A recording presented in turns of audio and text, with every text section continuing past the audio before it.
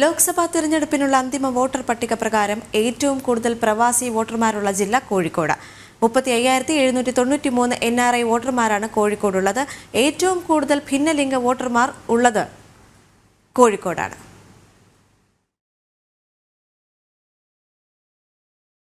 കോടി വോട്ടർമാരാണ് സംസ്ഥാനത്തുള്ളത്. അതിൽ 89,839 പേരാണ് പ്രവാസി വോട്ടർമാർ. 83,765 പുരുഷന്മാരും 6,065 സ്ത്രീകളുമാണ് പട്ടികയിൽ ഉൾപ്പെട്ടത്. 9 പേർ ഭിന്നലിംഗക്കാരാണ്.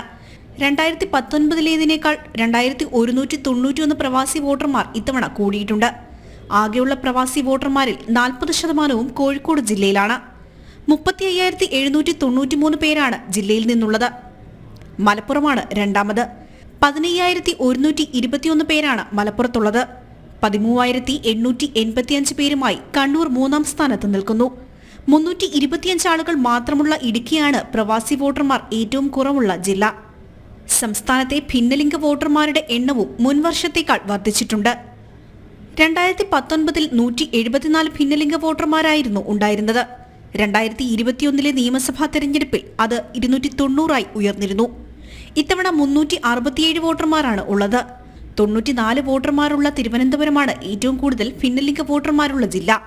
52 വോട്ടർമാരുമായി കോഴിക്കോട് രണ്ടാമത് നിൽക്കുന്നു. ജനം, കോഴിക്കോട്.